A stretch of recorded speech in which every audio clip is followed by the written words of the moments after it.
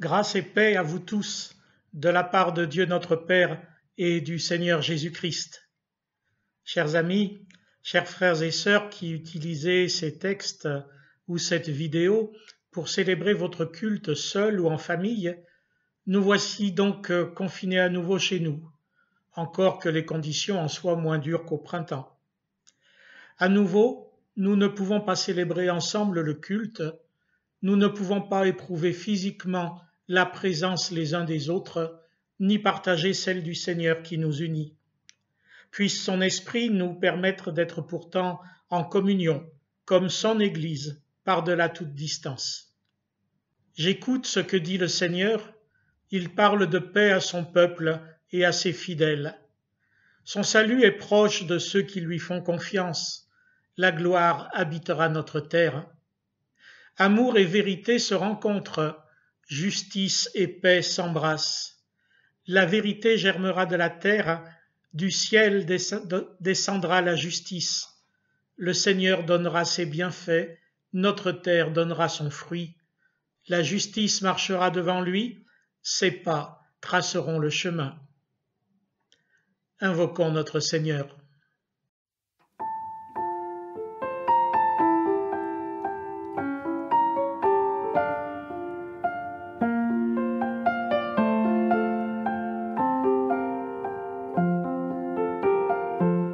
J'ai soif de ta présence, divin chef de ma foi, dans ma faiblesse immense, que ferais-je sans toi?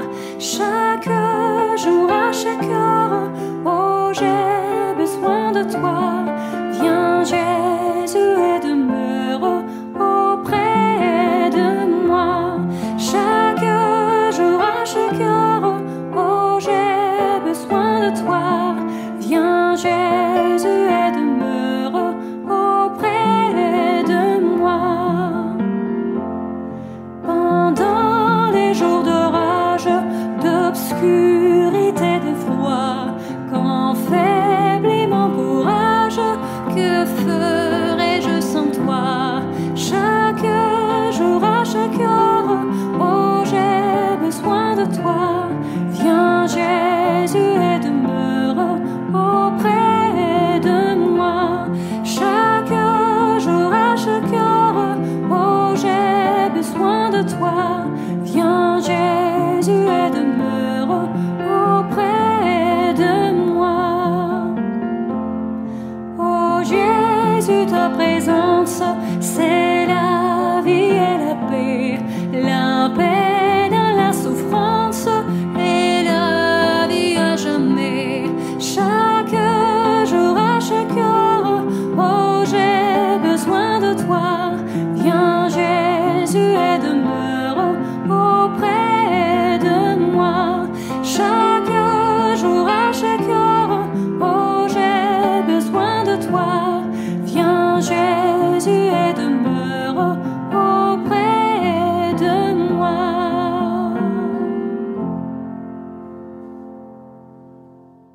Tournons-nous humblement vers notre Dieu. Seigneur, tu fais de nous des pèlerins en ce monde. Là où le passé nous emprisonne, tu dessines pour nous un chemin d'avenir. Là où l'inquiétude nous menace, tu nous offres la confiance. Là où l'écoulement du temps nous oppresse, tu nous ouvres à l'éternité. Pardonne-nous quand le découragement nous gagne et préservons-nous la foi. Seigneur, écoute et prends pitié. Amen. L'Esprit Saint nous a été donné pour la rémission des péchés qui est en Jésus-Christ. En lui, nous pouvons nous approcher du Père. Que l'Esprit illumine et purifie vos cœurs, ainsi vous pourrez annoncer les merveilles de celui qui vous a appelé des ténèbres à son admirable lumière. Prions. Dieu de vie, tu soutiens l'univers et tu le destines à une création nouvelle. Au cœur même des contradictions de ce monde, aide-nous à garder nos regards fixés sur ton royaume et à l'annoncer par des actions de justice et d'amour, par Jésus-Christ, ton Fils, notre Seigneur, qui vit et qui règne avec toi, Père, et le Saint-Esprit, un seul Dieu, pour les siècles des siècles. Amen.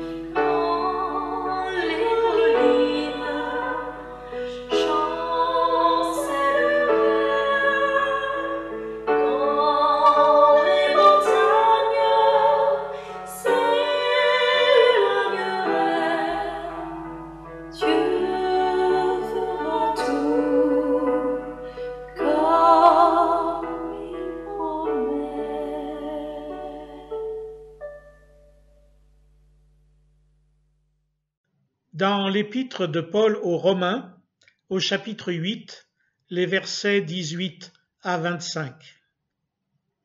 Comparons les souffrances d'aujourd'hui avec la gloire que Dieu nous montrera clairement plus tard. À mon avis, elles sont peu de choses. Oui, le monde créé par Dieu attend avec impatience le moment où Dieu montrera la gloire de ses enfants. Ce monde est tombé sous le pouvoir de forces qui n'ont aucune valeur. Ce n'est pas lui qui a voulu cela, mais c'est Dieu qui l'a mis sous ce pouvoir. Pourtant, il y a encore de l'espoir pour ce monde. Lui aussi, il sera libéré des forces qui le détruisent et qui le rendent esclave. Alors il participera à la liberté et à la gloire des enfants de Dieu. Nous le savons, tout le monde créé gémit et souffre encore maintenant, comme une femme qui accouche, mais il n'est pas le seul. Nous aussi, nous gémissons dans notre cœur, en attendant d'être vraiment enfants de Dieu et de devenir complètement libres. Pourtant, nous avons déjà reçu l'Esprit Saint comme première part des dons que Dieu a promis.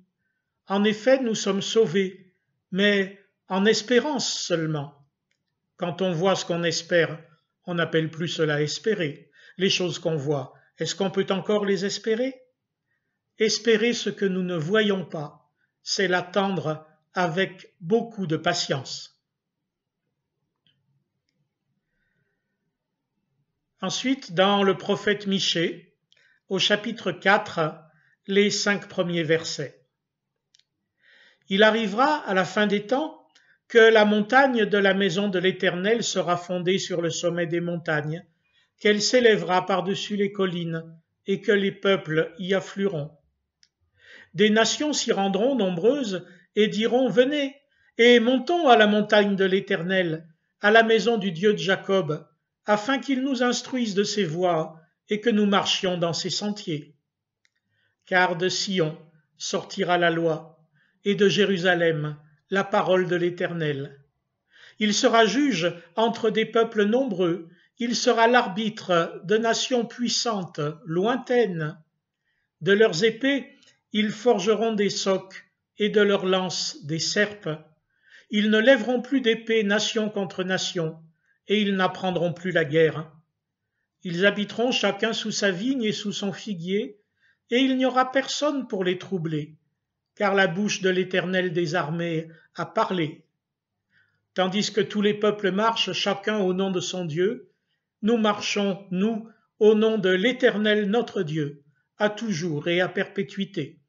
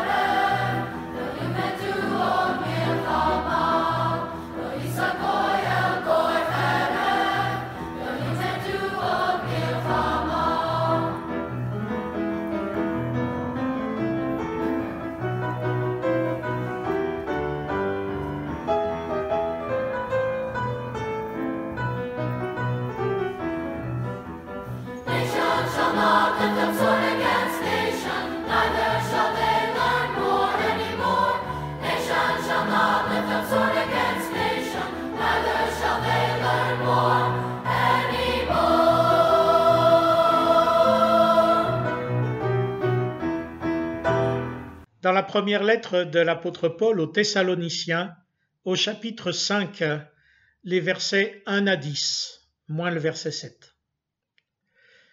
Pour ce qui est des temps et des moments, vous n'avez pas besoin, frères, qu'on vous en écrive, car vous savez vous-même parfaitement que le jour du Seigneur viendra comme un voleur dans la nuit. Quand ils diront paix et sécurité, c'est alors que soudainement la ruine fondra sur eux, comme les douleurs sur la femme enceinte, et ils n'échapperont point. Mais vous, frères, vous n'êtes pas dans les ténèbres pour que ce jour vous surprenne comme un voleur. Vous êtes tous fils de la lumière et fils du jour. Nous ne sommes pas de la nuit ni des ténèbres, ne dormons donc pas comme les autres. Nous qui sommes du jour, soyons sobres, revêtons la cuirasse de la foi et de l'amour, ainsi que le casque de l'espérance du salut. Car Dieu ne nous a pas destinés à la colère, mais à la possession du salut par notre Seigneur Jésus-Christ, qui est mort pour nous, afin que, soit que nous veillions, soit que nous dormions, nous vivions ensemble avec lui. Belle espérance que celle qui nous est proposée par le prophète Michée, ainsi d'ailleurs que par son collègue Ésaïe, presque mot à mot. Et nous l'avons entendu, chanter notamment en hébreu. Et certes, comme l'apôtre Paul en prévenait ses lecteurs romains, une espérance qu'on voit n'est plus une espérance, mais une constatation, car ce que les prophètes annonçaient en matière de paix, de concorde et de foi, le moins qu'on puisse dire est que nous ne le voyons pas. Alors nous espérons. Ne nous décourageons pas et continuons à espérer cela. Vous savez, quand on demande à des enfants ou à des ados d'écrire une prière d'intercession, c'est souvent la première chose qu'ils demandent à Dieu, la paix pour le monde. Mais le même apôtre Paul, dans une lettre plus ancienne, nous prévenait, il est inutile de chercher quand et comment, car cette connaissance est hors de notre portée. Est-ce que la fin du monde est pour demain? La situation est tellement pourrie.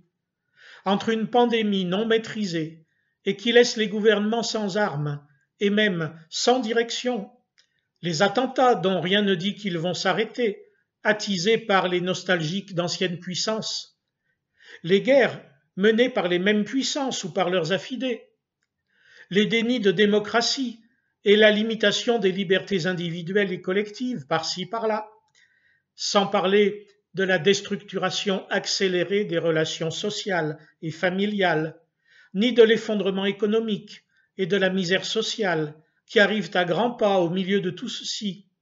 Certains se posent la question, comme dans toutes les époques semblables, et il y en eut beaucoup depuis le néolithique.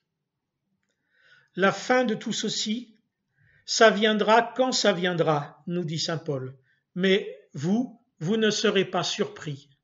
Parce que oui, nous attendons et espérons le jour de la lumière, le jour de la victoire visible et définitive du Christ sur toutes les forces mauvaises et malsaines.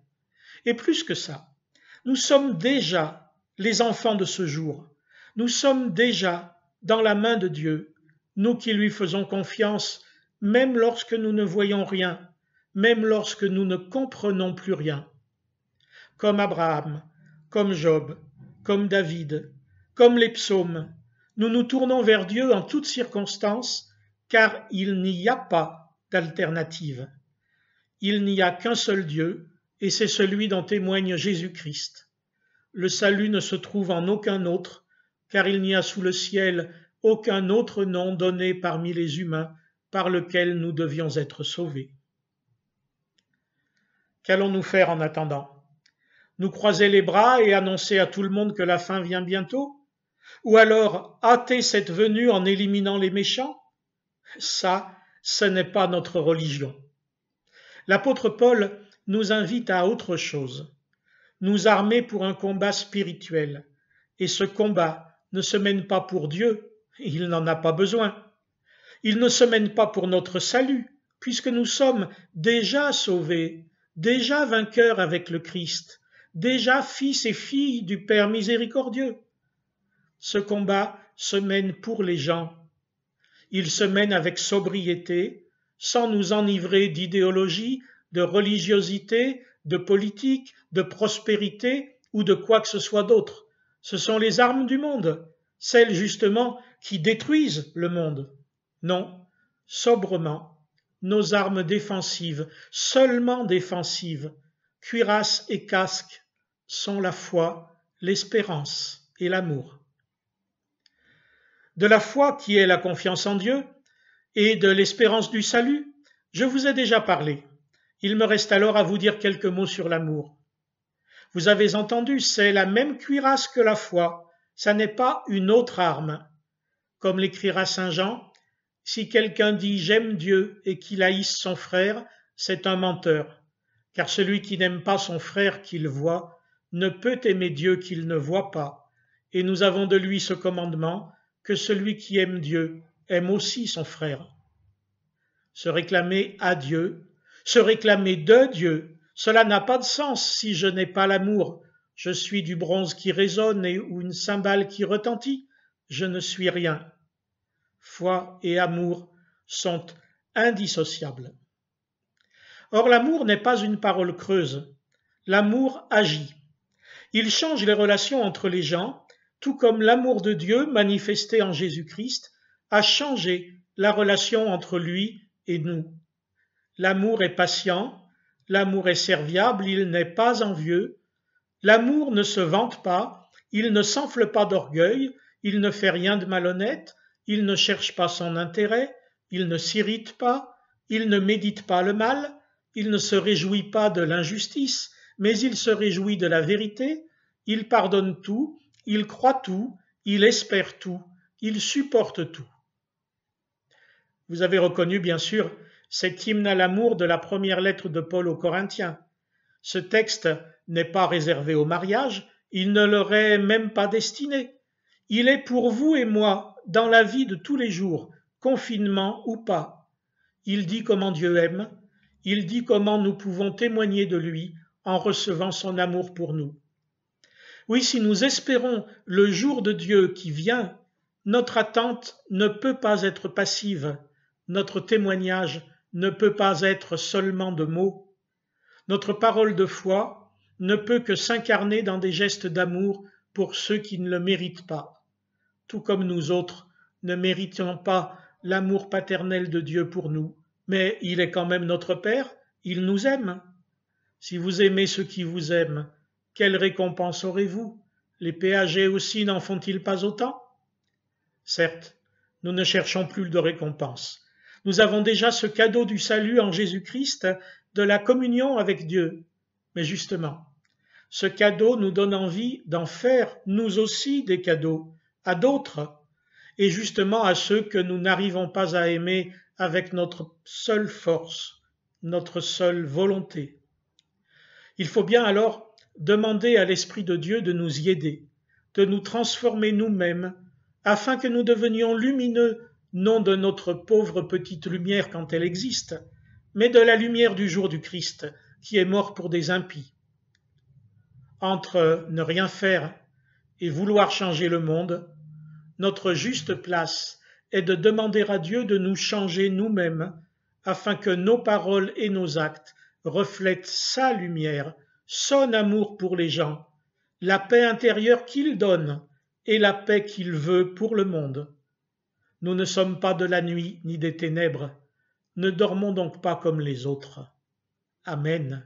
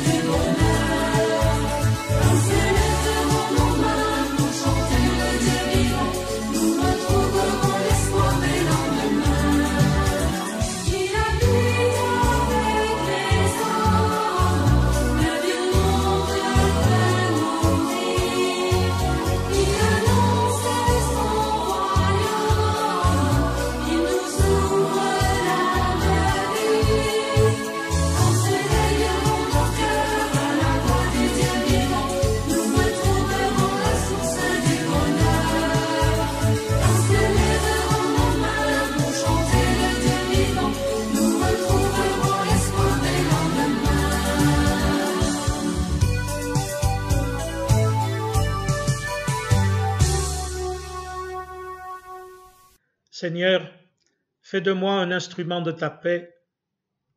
Là où il y a la haine, que je mette l'amour. Là où il y a l'offense, que je mette le pardon. Là où il y a la discorde, que je mette l'union. Là où il y a l'erreur, que je mette la vérité. Là où il y a le doute, que je mette la foi. Là où il y a le désespoir, que je mette l'espérance. Là où il y a les ténèbres, que je mette la lumière. Là où il y a la tristesse, que je mette la joie. Ô Maître, que je ne cherche pas tant à être consolé qu'à consoler, à être compris qu'à comprendre, à être aimé qu'à aimer. Car c'est en donnant qu'on reçoit, c'est en s'oubliant qu'on trouve, c'est en pardonnant qu'on est pardonné, c'est en mourant qu'on ressuscite à la vie éternelle. Seigneur notre Dieu, nous venons à toi et nous te confions notre prière pour les chrétiens, afin qu'ils ne cessent d'aller à la rencontre de tous et qu'ils soient ferments de réconciliation dans notre pays divisé et meurtri. Pour les fidèles qui accomplissent un ministère dans l'Église, afin qu'ils soient de fidèles témoins de l'Évangile au service de leurs frères et sœurs.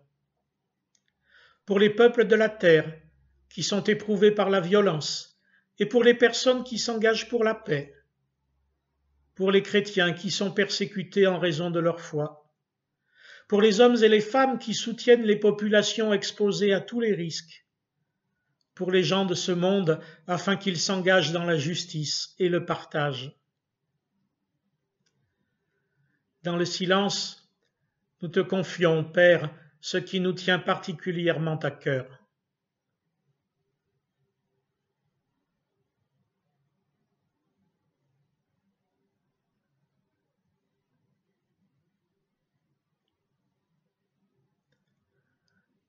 Seigneur Dieu, toi qui es béni au siècle des siècles, reçois notre prière. Comme ton Fils nous l'a appris, nous te disons, notre Père qui es aux cieux, que ton nom soit sanctifié, que ton règne vienne, que ta volonté soit faite sur la terre comme au ciel. Donne-nous aujourd'hui notre pain de ce jour. Pardonne-nous nos offenses, comme nous pardonnons aussi à ceux qui nous ont offensés. Et ne nous laisse pas entrer en tentation, mais délivre-nous du mal, car c'est à toi qu'appartiennent le règne, la puissance et la gloire, pour les siècles des siècles. Amen. Frères et sœurs, pour votre offrande, vous pouvez mettre de côté une somme en espèces, ou faire un chèque ou un virement à l'Église, d'autant que cette année, à cause du confinement qui nous aura empêchés de fêter Pâques ensemble, et bientôt d'organiser notre journée de l'Avent, nous en avons particulièrement besoin pour honorer nos engagements.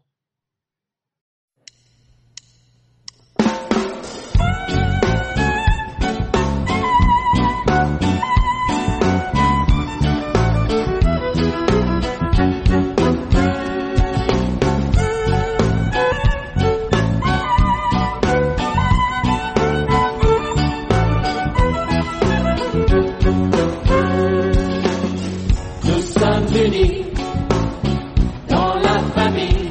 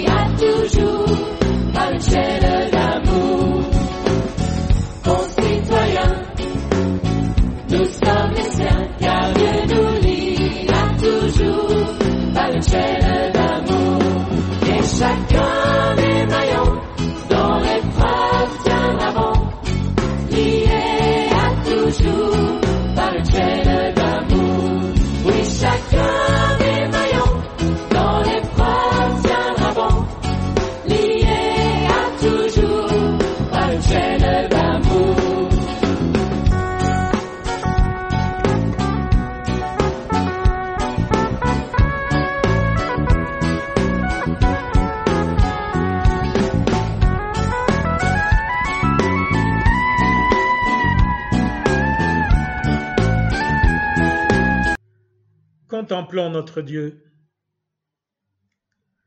Je lève les yeux vers les montagnes. D'où le secours me viendra-t-il? Le secours me vient de l'Éternel qui a fait les cieux et la terre. Il ne permettra pas que ton pied chancelle, celui qui te garde ne sommeillera pas. Voici, il ne sommeille ni ne dort, celui qui garde Israël. L'Éternel est celui qui te garde. L'Éternel est ton ombre à ta main droite. Pendant le jour, le soleil ne te frappera pas, ni la lune pendant la nuit. L'Éternel te gardera de tout mal, il gardera ton âme. L'Éternel gardera ton départ et ton arrivée, dès maintenant et à toujours. Bon dimanche à chacun, dans la paix du Dieu vivant, Père, Fils et Saint-Esprit. Prenez soin de vous autres et des autres. Et à bientôt.